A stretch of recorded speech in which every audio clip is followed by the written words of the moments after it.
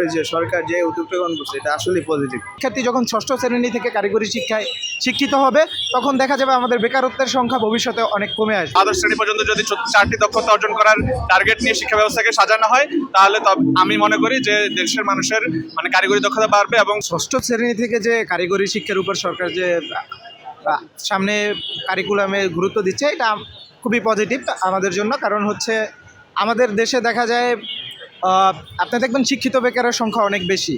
কারণ একজন শিক্ষার্থী তার অনার্স মাস্টার্স কমপ্লিট করার পরও তারা দেখা যায় কোনো জায়গায় ভালো চাকরি পায় না, কারণ তাদের কর্মমুখী কোনো শিক্ষা নাই। সেই জায়গা থেকে সরকার যে পদক্ষেপটা নিচ্ছে কারিগরি শিক্ষার প্রতি, একটা শিক্ষার্থী যখন ষষ্ঠ শ্রেণী থেকে কারিগরি শিক্ষায় শিক্ষিত হবে তখন দেখা যাবে আমাদের বেকারত্বের সংখ্যা ভবিষ্যতে অনেক কমে আসবে। তাত্ত্বিক শিক্ষার চেয়ে আমাদের এখন বেশি প্রয়োজন হচ্ছে কারিগরি শিক্ষা, দক্ষতা ভিত্তিক শিক্ষা, যেখানে সাধারণ মানুষ একটি দক্ষতা ডেভেলপ করবেন এবং সেই আলোকে তিনি তার কর্মজীবনে প্রবেশ করবেন।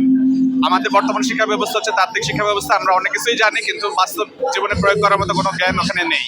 এর ফলে যদি ষষ্ঠ শ্রেণী থেকে কারিগরি শিক্ষার একাধিক দক্ষতা অর্জন করা সম্ভব হয়, বর্তমানে একটি দক্ষতা অর্জন করার বিষয়ে বলা হয়েছে, কিন্তু আমরা যদি মনে করি যে ষষ্ঠ থেকে দশম শ্রেণী পর্যন্ত 5 বছরে যদি 3টি দক্ষতা বা দ্বাদশ শ্রেণী পর্যন্ত যদি 4টি দক্ষতা অর্জন করার টার্গেট নিয়ে শিক্ষা ব্যবস্থাকে সাজানো হয় তাহলে আমি মনে করি যে দেশের মানুষের কারিগরি দক্ষতা বাড়বে এবং তারা ফলশ্রুতিতে পড়াশোনা শেষ করে সরাসরি কর্মজীবনে প্রবেশ করতে পারবে। না, সরকার যে উদ্যোগটা নিয়েছে এটা আসলেই পজিটিভলি উদ্যোগ নিয়েছে। আমাদের যে জেনারেলি পড়ালেখার পাশাপাশি আমাদের যে এক্সট্রা কারিকুলামের দক্ষতা এটা খুবই জরুরি। কারণ আমাদের দেশের বাইরের যে প্রোগ্রামগুলো আছে দেখেন যে নর্মালি ওরা কারিগরি শিক্ষার বাইরেও কিন্তু অনেক কারিকুলার শিখে।